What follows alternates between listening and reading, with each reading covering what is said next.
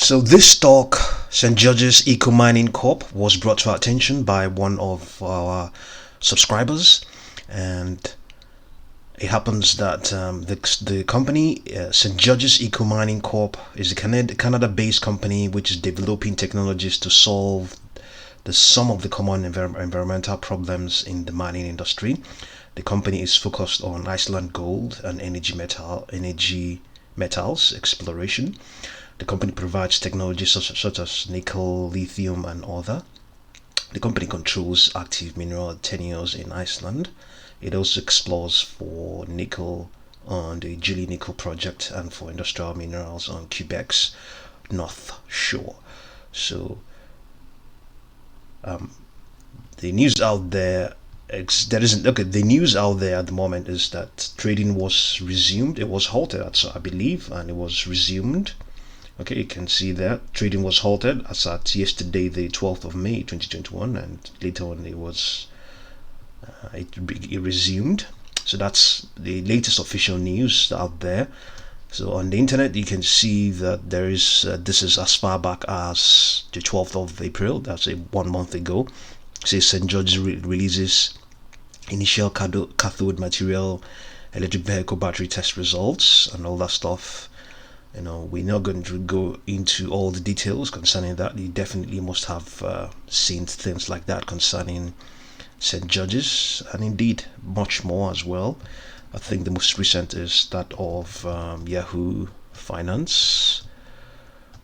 As it says, St. George's Eco Mining Corp updates the Stock Day podcast on the progress of its intellectual property and all that stuff. So I believe the stock is a credible one, but the problem is that a lot of dodgy companies tend to be mining stocks and maybe some technology stocks and all that stuff. So we just fingers crossed.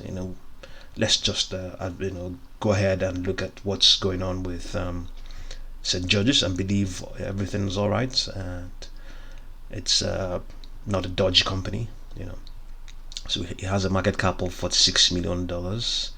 We have a position there as well. We have to point that out, and we can currently see it's trading below all of its short and intermediate trend lines. There isn't any visible long-term trend line here, maybe because it's probably way down somewhere still below.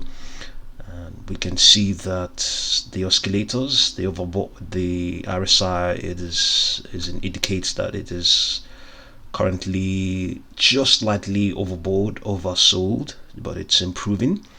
Price rate of change is below zero, probably also trying to improve. The unbalanced volume indicator looks like the slope is definitely negative. MACD histogram is below zero. The 14-period slow stochastic oscillator is below 20 as well, but it's also improving. You can see that the MACD is above the signal line, but also it's just on the signal line itself, but not looking at it like it's improving. So we can move on and see that St. George's appears to be consolidating within a longer term uptrend. The average directional index is below 20, indicating that shares have traded sideways recently. However, the 200-day is still sloping bullishly upwards, but it's lagging the S&P 500 based on the comparative relative strength analysis. Momentum for St. George's is strongly bearish. Okay, we pointed that out. The 14-period slow stochastic oscillator is below 20, the level which many analysts call oversold. This means that investors have been actively selling shares and driving the price lower. So we can have a look at it again. Yes, it's oversold, but it's gradually looking up as well. The volume for that session, the 12th of May 2021, was heavier than usual, trading 619,234 shares versus an average of 435,983 shares per day during the last 12 months. The unbalanced volume indicator is bearish. The slope of the indicator is negative and suggests that there is a lack of buying interest. So I think the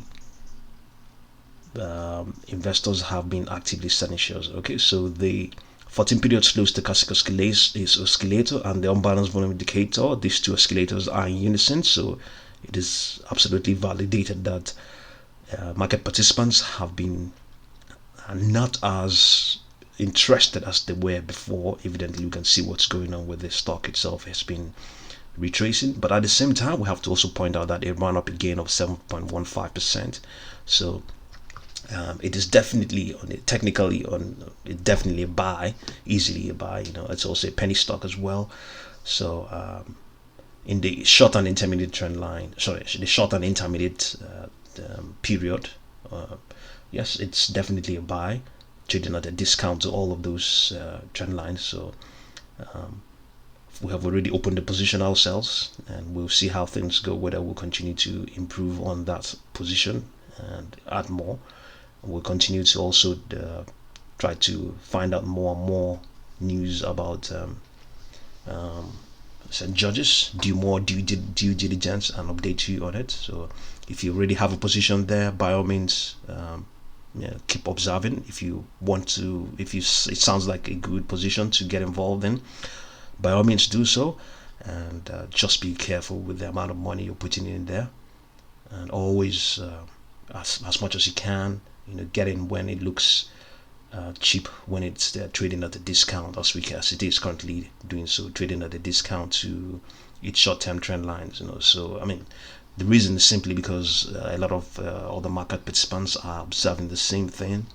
You definitely want to buy cheap. You definitely want to get involved with the stock when others are leaving it. You don't want to be getting involved in it when others are trying to leave it with money. I mean, when it's out on a high, it's better to get in when it's on the low. Getting depressed.